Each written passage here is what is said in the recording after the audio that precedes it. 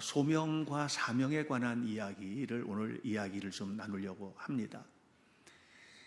우리가 이 땅에 태어나서 살아가는 모든 자리들 꼭 그것이 하나님의 부름을 구체적으로 느끼고 있든 그렇지 않든 간에 우리는 하나님께서 생명 주셔서 이 세상에 태어났고 또 살아가는 모든 날 동안 우리는 그 생명 주신 하나님이 주신 이 일을 감당하며 사는 겁니다.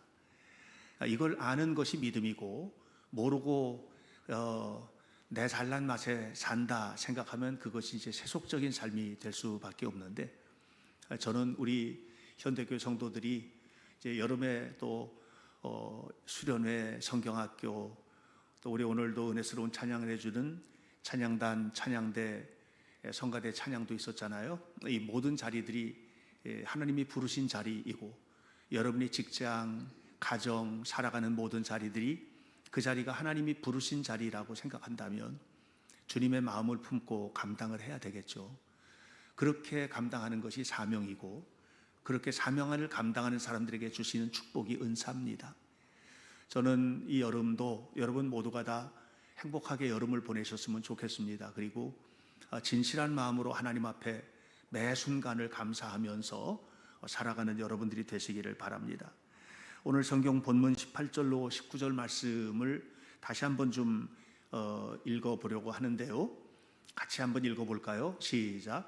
주의 성령이 내게 임하셨으니 이는 가난한 자에게 복음을 전하게 하시려고 내게 기름을 부으시고 나를 보내사 포로된 자에게 자유를, 눈먼 자에게 다시 보게 함을 전하며 눌린 자를 자유롭게 하고 주의 은혜의 해를 전파하게 하려 하심이라 하였더라. 앞부분을 다시 좀 보면 이렇게 되어 있죠. 내게 기름을 부으시고 나를 보내사. 누가 하셨어요? 하나님께서 하신 겁니다. 이게 하나님께서 우리를 부르셔서 이게 소명이고, 내가 보냄받은 자리에 나아가서 살아가는 삶, 이게 사명의 자리인 거죠. 그리고 그것을 잘 감당하도록 하기 위하여 하나님은 우리에게 은사를 허락해 주십니다. 그러니까 하나님이 부르셨다 하는 말과 내가 해야 할 일이 있어 하는 것은 다른 말이 아니고요, 동의어라고 이해할 수 있을 것입니다. 사실 소명은 하나님께서 부르셨으니 하나님과 관련된 일이죠. 사명은 우리가 가서 해야 되는 일이거든요. 그러니까 일과 관련된 일이에요. 따로 떨어진 일 같지만 이것이 통합적으로 패키지로 우리에게 이루어지게 되는 것입니다. 그래서 소명받은 사람들은 반드시 사명의 자리를 잘 확인하고 그런 곳에서 헌신을 하며 살아야만 합니다. 예수님께서도 요한복음 17장 4절에서 이렇게 말씀을 하셨어요.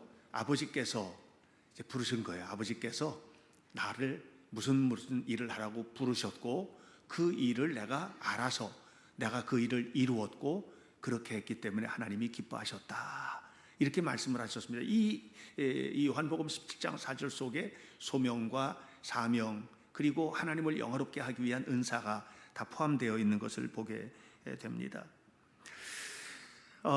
사실 우리가 이 세상에 태어날 때 사람이 다 다르게 태어나지 않습니까? 우리는 이 세상에 태어나서 우리가 우리의 일을 하지만 그런데 그 일을 감당할 수 있는 능력을 천부적으로 받고 태어나는 게 있어요. 이걸 재능이라고 하거든요. 뭐 어떤 사람은 신기하게 그냥 피아노 가르쳐 준 적도 없는데 어떤 아이가 피아노 앞에 앉아가지고 들은 거를 청음을 해서 그걸 그냥 다 치고 그 몇 번 치면 다 암기해버리고 이런 애도 있대요. 천부적인 재능이죠.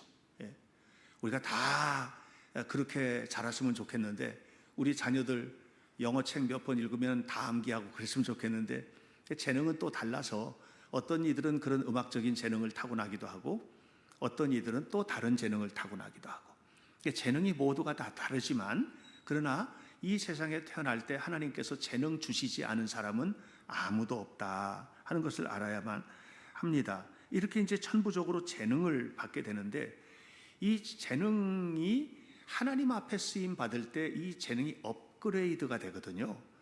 이 재능이 훨씬 더 커져요. 이걸 은사라고 합니다. 우리는 보통 은사 그러면 지혜의 은사, 지식의 은사, 신유의 은사, 방언의 은사 이렇게만 생각을 하지만 그것뿐만이 아니에요. 그냥 하나님께서 주신 모든 것들이 다 은사인데 이런 은사들이 우리의 삶 속에서 표현이 되면 그러면 하나님이 함께 하시는 재능이죠.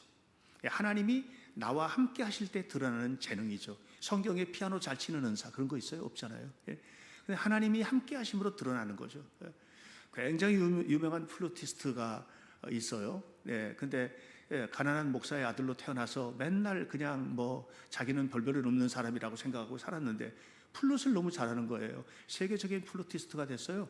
하나님 저 이것 가지고 쓰임 받고 싶습니다. 플룻 잘하는 은사 성경에 있나요? 없죠. 재능이 은사와 만난 거예요.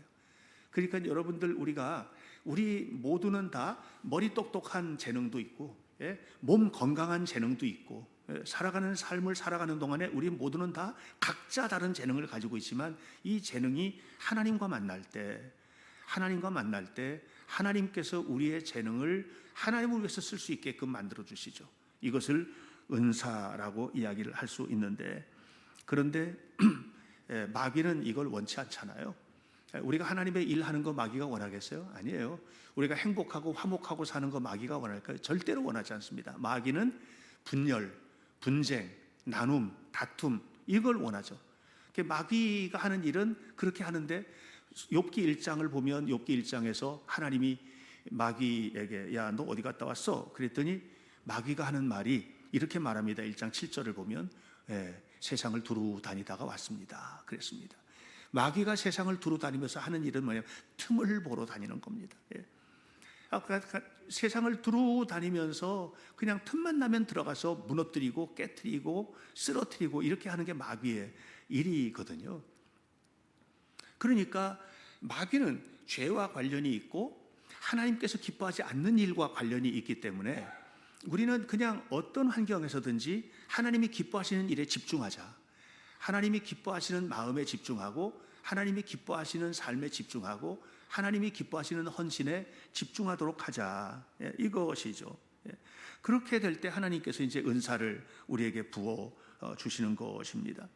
자칫 우리가 잘못하다 보면 평생 가지고 있던 모든 것들을 한순간에 다 잃어버릴 수도 있습니다. 한순간에 잘못된 판단이 대통령이 대통령 자리에서 시기도 다 채우지 못하고 내려오는 것도 봤잖아요. 이게 누구에게 탓할 얘기가 없는 거예요. 본인 스스로가 판단하고 본인 스스로가 행동한 행동의 결과를 받는 거거든요. 여러분 다 마찬가지세요. 저도 마찬가지고요. 우리가 삶을 살아가면서 심는 거 거두는 겁니다. 우리가 삶을 살아가면서 행하는 거 받는 겁니다. 그렇기 때문에 우리 모두는 다 겸손한 마음으로 어떻게 해서든지 악한 마귀가 틈타지 않고 건강한 믿음과 삶을 살아갈 수 있도록 헌신하는 삶을 살아가는 것이 필요하지 않겠습니까? 그래서 주님께서는 우리에게 무엇을 주시느냐 하면 성령의 능력을 공급해 주시는 겁니다. 성령의 능력이라는 것은 내 힘만 가지고 내 재능만 가지고 할 수 없는 일을 하게 하는 거거든요. 그 사도행전을 보면 사도행전에 하나님의 거룩한 역사들이 나타나는데 그런 역사들을 이루어가는 과정도 보면 어떻게 합니까? 이 사람들이 자기 재능 가지고 사는 게 아니에요. 바울이 얘기하고 베드로가 말하고 하는데 대제사장이 베드로가 막 설교하는 걸 보면서 저 사람 배운 게 없는데 어떻게 저렇게 잘해? 성령의 능력이죠. 성령의 능력이죠. 사도 바울이 엄청 똑똑했는데 하나님의 권능과는 상관이 없던 사람이거든요. 근데 바울이 전도를 하고 선교를 할 때 손수건만 갖다가 얹어도 병자가 낫고 바울이 일할 때 입는 앞치마만 갖다가 덮어도 죽은 자가 살아나는 거예요. 이런 일들이 벌어졌죠. 성령의 역사죠. 이 재능의 문제가 아닙니다. 그래서 하나님은 우리가 성령의 능력으로 무장하기를 원하셨어요. 예수님께서 부활하신 다음에 부활하신 예수님이 제자들을 파송하시면서 그때 주셨던 첫 번째 것 뭐냐면 성령입니다. 요한복음 20장 22절 말씀을 보면 이렇게 말합니다. 예수님께서 말씀을 쭉 하셨어요. 이 말씀을 하시고 그들을 향하사 뭐라고 그래요? 숨을 내쉬면서 성령을 받아라. 이 성령을 받아야 되는 거예요. 그리고 이걸 진짜로 주세요. 사도행전 2장 1절로부터 4절 말씀을 보면 오순절 날이 이미 이름에 그들이 다 같이 한 곳에 모여 있더니 호련히 하늘로부터 급하고 강한 바람 같은 소리가 있어 그들이 앉은 온 집에 가득하며 마치 불의 혀같이 갈라지는 것들이 그들에게 보여 각 사람 위에 하나씩 임하여 있더니 그들이 다 성령의 충만함을 받고 성령이 말하게 하심을 따라 다른 언어로 말하기를 시작하니라 그랬어요. 자, 이게 지금 뭐냐면 성령께서 직접 예수님께서 숨을 내쉬며 성령을 받으라 했던 그 성령이 지금 임하는 장면이고, 이렇게 임한 자리에서 성도들이 열심히 하나님의 일을 하면서 전도하고 봉사하고 나누고 베풀고 자기 있는 것 다 나누었습니다. 이렇게 하는 자리에서 기도할 때 더 강력한 은혜가 임하죠. 사도행전 4장 31절에 함께 기도하기를 마침에 모인 곳이 진동하더니 무리가 다 성령이 충만하여 담대히 하나님의 말씀을 증거하게 되었다 그랬습니다. 그게 이 기도하는 자리가 진동을 하면서 더 강력한 성령의 역사가 나타납니다. 이게 끝이 아니에요. 4장에서 이렇게 일이 나타났는데 이 끝이 아니에요. 그 이후에 베드로가 나가서 일할 때, 또 제자들이 나가서 일할 때, 그리고 또 사도 바울이 나가서 일할 때 엄청난 성령의 역사들이 나타나지 않습니까? 강력한 기름 부음의 은혜가 임하게 된 겁니다. 여러분, 우리가 알아야 될 게 있습니다. 하나님께서 이렇게 성령의 충만함을 왜 주실까요? 우리 모두 사명을 잘 감당하라고 하시는 거예요. 예수님께서 제자들에게 숨을 내쉬면서 성령을 받아라 하신 것은 사명 잘 감당하라고 그렇게 한 거예요. 우리는 모두가 알아야 될 게 있어요. 태어난 사람, 이 땅에 태어난 모든 사람은 받고 태어나는 게 있습니다. 그것을 사명이라고 합니다. 여러분, 사명은요, 예수님을 믿는 사람들만 사명이 있는 게 아니에요. 옛날 독립군들은 나라 독립하는 걸 사명으로 알고 살았어요. 그러니까 사람이 이 세상에 태어나서 살면서 우리가 무엇을 하며 살아야 될 것인가, 삶의 목적을 발견하는 것, 이것을 세속적인 얘기로 하면 그것을 이제 꿈이고 삶의 목적이라고 얘기하지만, 그리스도인들은 그것을 뭐라고 인식합니까? 하나님께서 나에게 주신 사명으로 인식을 하는 겁니다. 우리는, 저도 여러분도 모두가 다 사명을 가지고 이 세상에 태어났는데, 이 사명을 분명히 알고 하나님께서 나를 왜 세우셨을지, 나를 왜 이 일을 위하여 일하게 하시는 것인지, 이 사명을 분명하게 알고 살아가는 사람은 행복을 느끼지만 그렇지 못한 사람은 늘 불편하죠. 제가 이런 사람 봤거든요. 가정주부인데요, 이분은 그냥 틈만 나면 그냥 장에 가고 아니면 들로 나가가지고 약초 또 채소 그 나물들 이런 거 갖다가 발효시켜서 만들고, 이렇게 틈이 없어요. 쉴 틈이 없어요. 늘 그런 일을 하는 거예요. 이렇게 해가지고 가족들, 저는 우리 가족들이 건강하게 잘 사는 게 제일 큰 행복이에요. 그러는 거예요. 그게 가족을 위해서 그렇게 하는 건 너무 행복하게 여기는 거예요. 근데 어떤 분은 또 그렇게 안 생각하거든요. 나 맨날 밥이나 하라고 이렇게 시집 왔나? 응? 나는 맨날 빨래하고 밥만 하고 살아야 되나? 이렇게 생각하는 사람도 있잖아요. 그러니까 똑같은 일을 해도 이게 나는 이 일을 위해서 왔어 하고 생각하는 사람이 그 일을 하는 거하고, 내가 왜 일을 해야 돼? 하고 생각하고 하는 사람하고는요, 이게 완전히 다른 거예요.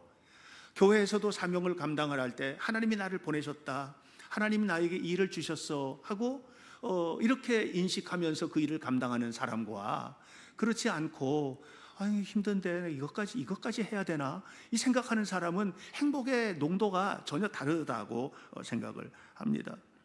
저는 여러분들, 우리의 마음이, 우리의 감정이 하나님 앞에 건강하게 드려지고, 그리고 하나님, 나에게 주어진 사명, 하나님께서 나에게 주신 사명, 이 사명을 위해서 살길 원합니다, 사명을 보게 해 주옵소서 하고 이런 기도를 하는 것들이 우리에게 필요하죠. 사실 여러분들은 잘 모르시지만 뇌에게 우리가 늘 속고 살거든요. 제가 뇌과학자들하고도 좀 얘기를 나누고, 그 국책사업으로 뇌 연구하는 분하고도 좀 대화를 나눈 적이 있는데, 그분이 충격적인 얘기를 하는 거예요.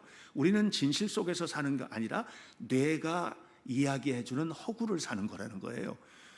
그러면서 하는 얘기가 사과 있잖아요. 사과, 가을에 사과 있죠. 사과 무슨 색이에요? 잘 익은 사과? 빨간색 맞아요? 아니라는 거예요. 사과는 빨간색이 아니에요. 자, 저기 제가 이제 세잔느의 그 그림을 좀 보여드리는데, 이렇게 노란 사과도 있고, 요즘 저런 여러 가지 사과들이 있죠. 이제 우리가 알고 있는 사과는 이거예요. 다음 사진. 이게 이제 사과죠. 지금 뭐가 잘못돼가지고 좀 그 음향실, 네, 됐어요.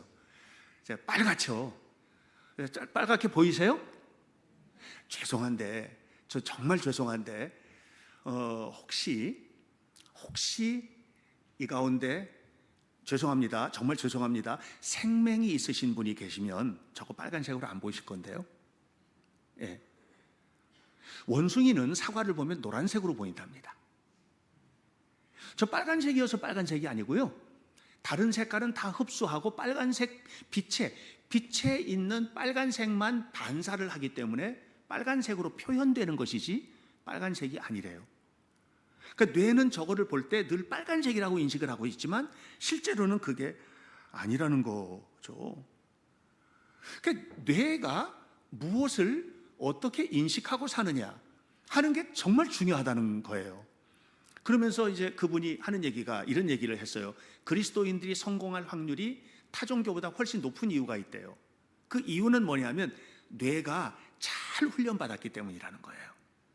그러니까 어려서부터 교회 나오면 늘 사명 얘기하고 또 소명 얘기하고 은사 얘기하고 성령 충만 얘기하고 하나님이 우리를 쓰신다, 우리는 해야 될 일이 있어, 우리는 가야 될 길이 있어, 이렇게 하다 보니까 공부를 해도 다르게 하고 일을 해도 다르게 하고, 이게 어려서부터 몸에 배어 있고 뇌는 그렇게 인식하고 있기 때문에, 그래서 자동적으로 무슨 일을 할 때 이거 하나님이 나에게 보내신 사명이야, 이렇게 인식을 하게 된다는 거죠. 그러니까 하나님 보내신 사명이니까 훨씬 더 열심히 하게 되는 거죠. 여러분, 제가 말씀드렸지만 노벨상 수상자의 90%가 넘게가 하나님을 믿는 사람이라니까요. 가장 많은 사람이 개신교, 두 번째가 유대인, 세 번째가 가톨릭, 전부 다 하나님 믿는 사람들이라니까요. 노벨상 수상자의 90%가 넘어요. 이게 어디서부터 온 거냐 하면 신앙이 뇌에 분명하게 인식해서 하나님이 머물러 계신 자리가 머릿속이라는 거예요. 우리는 흔히 가슴 속이라고 생각을 하지만 그게 아니고 우리의 생각 속에, 머릿속에, 이 뇌의 구조 속에 이미 하나님이 계셔서 모든 생각과 모든 것들을 다 하나님 위주로, 하나님께서 기뻐하시는 일을 위주로 생각하도록 자동적으로 구조화되어 있다 하는 그런 얘기를 하는 겁니다. 그러니까 여러분, 사람들은 모두 다 이 세상에 태어나면 내가 무슨 일을 해야 될지 하는 것들을 인식을 해야 되는데 가장 잘 인식하는 사람이 누구예요? 하나님을 믿는 사람들인 겁니다. 나는 하나님이 왜 이 땅에 보내셨을까? 여러분들도 이 부분을 깊이 인식하시기를 바랍니다. 나를 왜 이때 이 교회에 성도로 보내셨을까? 나를 왜 이 시기에 목회자로 보내셨을까? 왜 나를 장로로 세우셨고 나를 하나님의 사람으로 세우셨을까? 나를 왜 성가대로, 이 사명을 인식하는 사람은 노래도 다르게 하죠. 이 사명을 인식하지 못하는 사람은 그냥 노래하는 겁니다. 사명을 갖는 것이 중요하다. 이 땅에 태어난 모든 사람은 사명이 주어진다. 그러므로 두 번째 여러분들에게 말하고 싶은 것이 있어요. 사명을 발견하라. 이 사명을 발견하게 되시기를 바랍니다. 우리가 사명 그러면 너무 크게 생각하는 경향이 있어요. 사명 그러면 북한 선교의 사명, 무슨 유대인 선교의 사명, 무슨 저 아프리카에 가가지고 누구를 도와줄 사명, 이렇게 사명 그러면 엄청나게 큰 덩어리를 우리가 늘 생각을 하거든요. 근데 사명이라는 것은 그런 게 아니고 우리의 삶 속에서 살아가는 거예요. 여러분이 살아가는 거예요. 여러분 가정에서도 사명이 있잖아요. 우리 자녀들이 어려서부터 크면서 나 공부 열심히 하는 것도 사명이지, 이렇게 인식하면 공부하는 태도도 달라지지 않겠습니까? 그 사명이라는 게 우리가 이제 사명을 점점 키워서 엄청나게 뭘 하는 게 아니라 그냥 그 자리에서 하는 거예요. 삼중고라고 우리에게 잘 알려져 있는 헬렌 켈러가 있습니다. 저는 이 헬렌 켈러도 너무너무 좋아하는 여성인데, 헬렌 켈러가 지금 저렇게 인자하게 나이 드셨잖아요. 귀도 안 들리죠. 눈도 안 보이죠. 귀도 안 들리고 눈도 안 보이니까 당연히 말 못하죠. 그래서 말을 하기는 하는데 어버버합니다. 삼중고예요. 눈과 귀와 입이 망가져버린 분이에요. 어려서 열병을 앓으면서 저렇게 됐어요. 전 머리 쥐어뜯고 그냥 막 제멋대로 막 굉장히 폭력적으로 지내던 아이인데, 저기 저 선생님 한 분 계시잖아요. 셜리반 선생님. 아기 때 부모님이 우리 아이 누가 가르쳐 줄까, 이거를 지금 고민을 하면서 기도할 때 셜리반 선생님 만나게 됩니다. 그리고 셜리반 선생님이 그때 이 아이를 보면서 하나님이 나에게 보내주신 선물이라고 인식을 합니다. 주님, 내가 여기 있나이다, 이렇게 고백해요. 이사야하고 똑같은 고백을 해요. 그렇게 하고 그 일을 하는 거예요. 쉬웠을 것 같아요? 얼마나 어려웠겠어요? 얼마나 힘들었겠어요? 그런데 그 과정을 이분은 뭐예요? 사명으로 인식을 한 거죠. 이게 하나님이 나에게 보내신 사명이라고 인식을 했기 때문에 이렇게 고통스러운 자리를 아름답게 만들고, 저 헬렌 켈러가 대단한 인물이 되지 않습니까? 이사야는 우시야 왕이 죽을 때 깨달았어요. 우시야 왕이 딱 죽었는데 이 나라의 희망이 뭐지? 이 생각이 드는 거예요. 그래서 성전에 들어가서 기도했어요. 기도하는데 갑자기 성전 안에 그냥 막 천사들이 날개로 다니면서 스랍들이, 천사들이 날아다니면서 이사야에게 하나님의 사명을 주시는 거예요. 하나님 뜻대로 살겠습니다. 주여, 내가 여기 나를 보내소서. 셜리반 똑같은 고백을 하죠. 이렇게 고백을 하면서 하나님의 일을 죽을 때까지 헌신하게 됩니다. 닉슨 보좌관을 지내셨던 분이 있습니다. 이분이 찰스 콜슨이라는 사람인데요. 이 찰스 콜슨이 나중에 워터게이트 사건에 연루가 되어가지고 감옥에 들어가게 되죠. 닉슨이 부정선거를 했던 일이 있었어요. 그래서 이 부정선거 때문에 나중에 이제 탄핵이 되어서 미리 자리에서 물러나오게 되고, 찰스 콜슨 감옥에 들어가고 뭐 이런 일이 있었어요. 감옥에 들어가는 일은 좋은 일이 아니잖아요. 그런데 감옥에서 사명을 발견한 거예요. 그 자기 인생이 완전히 바뀌어지는 사명을 발견한 거예요. 여러분, 우리가 살다 보면 나쁜 일이 있을 수 있어요. 나쁜 소리도 들을 수 있고, 나쁜 환경에 갈 수도 있고, 나쁜 처지에 들어갈 수도 있어요. 그런데 정말 하나님을 발견한다면 그것은 나쁜 일이 아니에요. 찰스 콜슨은 그곳에서 새롭게 됩니다. 책을 한 권을 읽었는데요. C.S. 루이스라는 사람이, 지금 이쪽에 코 밑에 이렇게 손가락 이렇게 한 사람이 찰스 콜슨이고요. 옆에 있는 분이 C.S. 루이스입니다. 정말 대단한 인물이죠. 기독교 역사상 전무후무한 그런 글들을 많이 남긴 분입니다. 저분이 쓴 순수한 기독교라는 책을 읽게 됩니다. 다음 페이지 좀 넘겨주세요. Mere Christianity라는 책을 읽습니다. 이 책을 읽으면서 나는 정말 하나님을 믿고 살아야 되겠다 하는 것을 결심하게 됩니다. 나는 완전히 하나님 앞에 바치고 살아야 되겠다, 이런 결심을 하게 됩니다. 그리고 감옥소 안에서 인생이 완전히 바뀌어지게 돼요. 그리고 출소하고 난 다음에 감옥소 선교를 위해서 헌신을 하게 됩니다. 너무너무 행복한 일을 하였습니다. 그의 딸 에밀리라고 있습니다. 에밀리, 그의 딸인데요. 너무 똑똑한 딸인데, 그래서 똑똑한 딸이 좋은 사람 만나가지고 결혼을 했습니다. 근데 아이를 낳았는데 아이가 좀 어려운 아이가 태어난 겁니다. 맥스라는 아들이 태어났는데 이 아이가 장애를 심하게 가진 아이가 태어난 겁니다. 부부관계가 점점 안 좋아집니다.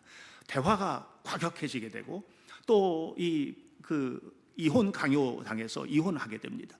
그리고 에밀리는 결국은 그 속에서 너무 괴롭고 고통스러운 중에 마음의 우울증, 심한 우울증 때문에 견디지 못하는 지경까지 가게 됩니다. 믿음도 좋았던, 너무나도 똑똑한 이 딸이 그런 모습을 지켜보는 겁니다. 지금 콜슨이. 그러던 어느 날 그가 교회에 와서 조용히 예배를 드리고 기도를 하는데, 여러분, 우리가 은혜를 받는다는 게 뭐 성령 충만하게 기도해서만 은혜 받는 게 아니에요. 기도원에 가서만 받는 게 아니에요. 아침 식탁에 고요히 식사를 위해서 기도하다가도 우리가 은혜를 받을 수 있고요. 고요히 혼자 성경을 읽다가도 말씀이 화살촉처럼 내 가슴속을 후벼파면서 내 삶을 바꿔놓을 수도 있고요. 우리의 삶은 순식간에 그렇게 바뀌어질 수 있거든요. 하나님을 만나는 게 관점이에요. 근데 이 에밀리는 예배 중에 조용히 고요히 하나님께서 내가 너에게 보낸 선물이라는 사실을 깨닫게 해주십니다. 맥스가 나에게 보내주신 하나님의 선물이로구나. 그래가지고 이 아이를 위해서 일을 하기 시작해요. 이걸 사명으로 하는 거예요. 아이 키우는 게 사명이 됐어요. 너무 유능하게 작가로서 또 화가로서 그리고 여러 가지 역할들을 하던 이 사람인데 아무것도 못하게 되어서 우울증이 걸리고 견딜 수가 없었는데, 그런데 하나님이 맥스를 나에게 사명의 자리로 주셨다는 걸 알게 돼요. 그리고 그 아이를 키우는데 너무 행복한 거예요. 너무나. 나중에 그가 글을 썼어요. 그리고 나서 말해요. 맥스는 하나님이 나에게 보내신 블루 다이아몬드라고 해요. 블루 다이아몬드. 예. 이 블루 다이아몬드, 호프 다이아몬드인데요. 세계에서 제일 비싸고 유명한 인도산 푸른색 다이아몬드랍니다. 예. 나에게 보낸 하나님이 축복해 주신 호프 다이아몬드다. 맥스는 그렇게 해줘. 어때요? 그런 맥스가 여러분에게 호프 다이아몬드가 될 수 있을까요? 이게 사명이에요. 사명을 받으면은요, 좋아서 좋은 게 아니에요. 하나님의 일이어서 좋게 되는 거예요. 예. 우리는요, 좋은 건 좋고 나쁜 건 나쁘고 이것을 너무나도 분명하게 선을 그어놓고 사는 경향이 커요. 그래서 좋을 때는 좋지만 그렇지 않을 때는 왜 이렇게 질문하게 되죠. 그런데 전에 세계에서 가장 유명한 윈블던 테니스 위너 가운데 한 분이었던 테니스 선수가 암이 걸려가지고 너무 고통스럽게 되었을 때 기자가 그렇게 물었대잖아요. 그래도 하나님을 그렇게 열심히 믿는데 하나님께서 왜 당신에게 이런 병을 주셨습니까? 이렇게 질문을 했어요. 그랬더니 이분이 빙긋이 웃으면서 하나님이 주신 선물이니까요, 이렇게 말을 한 거예요. 그러면서 하는 얘기가, 내가 그 윈블던에서 우승했을 때, 윈블던에서 왜 하나님 나에게 윈블던에서 우승하게 하십니까? 이런 질문을 해본 적이 없다. 하나님 감사합니다 했지. 그런데 암이 걸렸다고 왜 하나님 이럴 수 있습니까? 라고 말하라고요? 그렇게 말할 수 없습니다. 여러분, 이게 믿음이죠. 이게 믿음이죠. 우리가 하나님의 사명을 감당하는 자리는요, 황홀한 자리가 아니에요.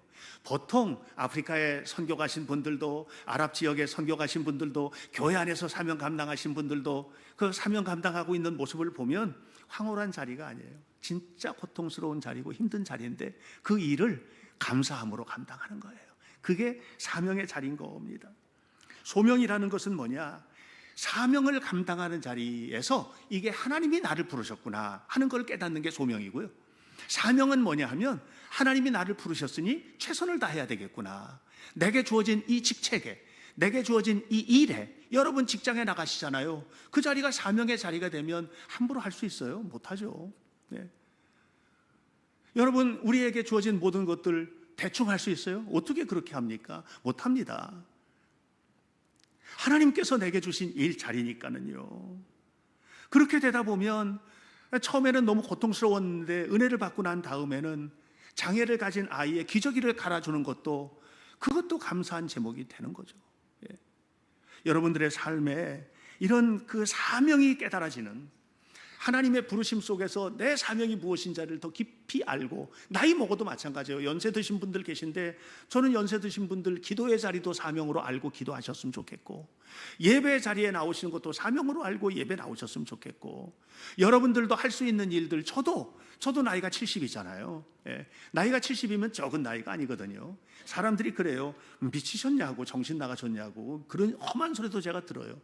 아니, 목사님 뭐 한다고 그렇게 신학생들 끌고 그 고통스러운 일을 그렇게 하시느냐고.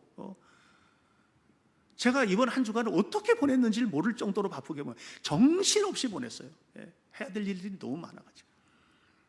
그리고 또 다음 주에 아이들 끌고 나가잖아요. 그거 만드느라고 제가 300페이지짜리 책을 냈어요. 그렇게 해서 가요. 그 목사님 그거 가능하세요? 아니, 80이면 못해요? 하나님이 능력 주시면 하는 거죠. 이걸 뭐라고 하느냐? 은사라고 하는 겁니다. 여러분, 사명을 성취하는 도구가 두 가지가 있어요. 우리가 하나님의 사명을, 일을, 여러분 직장에서 일을 하고, 가정에서 하고, 교회에서 일하고, 무슨 일을 하잖아요. 그 일을 하는데 그 일을 사명으로 안다, 또는 일을 한다, 이렇게 했을 때 그것을 감당하는 도구가 두 개가 있다고요. 하나는 재능이고요, 하나는 은사입니다. 재능은 뭐냐? 타고난 거예요. 잘하는 거. 예. 진짜 잘하는 거. 내가 가장 잘하는 거. 이거 재능이거든요. 사람들이 이런 재능들이 다 있어요. 예. 어떤 사람들 그림 잘 그리고, 어떤 사람들은 뭐 노래 잘하고, 목소리 타고났잖아요. 재능이잖아요. 이게 너무너무 재능이 큰 거죠. 부러울 만큼. 이게 재능이거든요. 예. 부모로부터 받은 재능들이 다 있어요. 그러니까 이거는요, 하나님께서 주신 것이지만 부모를 통해서 준 거예요. 그래서 부모님께 감사해야 돼요. 이렇게 재능 준 것에 대해서 감사한 마음을 가져야 되죠. 예. 그런데 이 재능이 항상 형통한 길로만 가지는 않게 해요. 재능이라는 게. 제가 가끔 보면 너무 훌륭한 연예인들이 자살을 하잖아요. 왜 죽지? 왜 자살을 할까? 저렇게 예쁘고, 저렇게 멋지고, 저렇게 인기 있고, 저렇게 대단한데 왜 저렇게 자살을 할까? 근데 자살하는 배경에는 뭐냐면 무너진 삶의 자리들이 있고요. 무너진 삶을 가만히 파들어가 보면 거기에 뭐가 있느냐 하면 자신들이 그 재능을 절제하지 못해가지고 주체할 수 없어서 저질렀던 죄들이 있고요. 이런 것들이 그 속에 자리 잡고 있어요. 그러다 보니까 나중에는 그냥 포기하고 자살하는 거예요. 그런데요, 재능이 하나님의 손에 딱 잡히게 되면 그러면 어떻게 되느냐 하면 이게 어마어마한 폭발이 발생해요. 재능을 나는 이 정도 재능이 있어 하고 세상에서 드러내는 것을 교만이라고 하고요. 이 교만한 사람은 하나님 꺾으세요. 꺾여질 때가 있어요. 근데 이 재능이 하나님의 손에 딱 붙여지면 그건 뭐가 되냐? 능력이 되는 거거든요. 이 능력으로 살아야죠. 하나님의 능력으로. 이런 사람들은 함부로 삽니까? 함부로 안 사죠. 예. 뭐 연예인들 얘기했습니다만 연예인들 중에서도 크리스찬들 많거든요. 정말 건강한 사람들이 많아요. 너무너무 많아요. 여러분, 가지고 있는 재능이 하나님의 손에 잡히는 거예요. 다윗이 수금을 잘 탔어요. 악기예요. 예, 하프, 조그만 개인용 하프. 너무 잘했어요. 그래서 그걸 늘 연주했어요. 넌 너무 잘하는구나. 그랬던 악기죠. 근데 이게 하나님의 손에 잡히니까 악령이 떠나가는 무기가 돼요. 사울이 악령이 들었을 때 다윗이 하프를 치니까 악령이 떠나갔어요. 이건 은사예요. 다윗이 양을 칠 때 늑대들이 오고 곰이 오고 이러면 막대기로 막 때리고 그리고 물맷돌 던져가지고 쫓아보냈거든요. 그래서 물맷돌 연습 열심히 했거든요. 이게 재능이에요. 물맷돌 연습 열심히 했어요. 이 재능이에요. 근데 이게 하나님의 손에 잡히니까 골리앗을 무너뜨리는 거예요.